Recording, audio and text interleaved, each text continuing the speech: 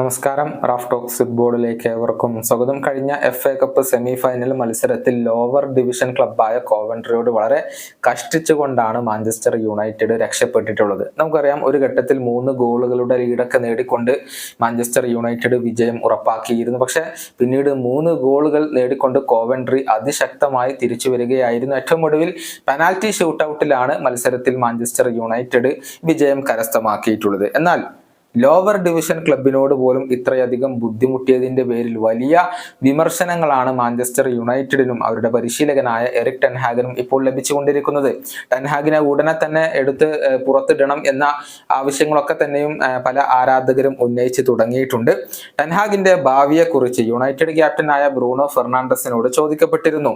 എന്നാൽ അത് തങ്ങളുടെ പണിയല്ല എന്നുള്ള ഒരു മറുപടിയാണ് പോർച്ചുഗീസ് താരം പറഞ്ഞിട്ടുള്ളത്. ബ്രൂണോയുടെ വാക്കുകൾ ഇങ്ങനെയാണ്: ഇതൊന്നും ഞങ്ങളെ ബാധിക്കുന്ന വിഷയമല്ല. ഈ സീസണിൽ അവശേഷിക്കുന്ന കാര്യങ്ങളിൽ ഞങ്ങൾ ശ്രദ്ധ പുലർത്തണം. യൂറോപ്യൻ കോമ്പറ്റീഷനിലേക്ക് യോഗ്യത നേടാനുള്ള അവസരം ഇപ്പോഴും ഞങ്ങൾക്കുണ്ട്. ഏറ്റവും മികച്ച രീതിയിൽ തന്നെ സീസൺ ഫിനിഷ് ചെയ്യണം. അതിനാണ് ഞങ്ങൾ പ്രാധാന്യം നൽകുന്നത്.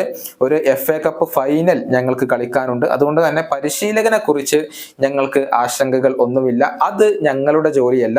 അതിനെക്കുറിച്ച് തീരുമാനങ്ങൾ എടുക്കാൻ ഇവിടെ ഉടമസ്ഥന്മാരും ഡയറക്ടർമാരും ഉണ്ട്. താരങ്ങൾ ചെയ്യേണ്ടത് കളിക്കളത്തിൽ ഏറ്റവും മികച്ച പ്രകടനം പുറത്തെടുക്കുക എന്നതാണ്. ഇതാണ് ബ്രൂണോ ഫെർണാണ്ടസ് ഇപ്പോൾ പറഞ്ഞിട്ടുള്ളത്.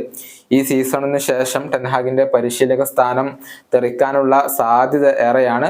ക്ലബിന്റെ ഉടമസ്ഥന്മാരിൽ ഒരാളായ ജിം റാറ്റ്ക്ലിഫ് അതുമായി ബന്ധപ്പെട്ട ഒരു സൂചന നൽകുകയും ചെയ്തിരുന്നു. ബയൺ പരിശീലകനായ തോമസ് തുഷേൽ മാഞ്ചസ്റ്റർ യുണൈറ്റഡിന്റെ പരിശീലകനാവുമെന്നുള്ള റൂമറുകളും ഇപ്പോൾ സജീവമാണ്.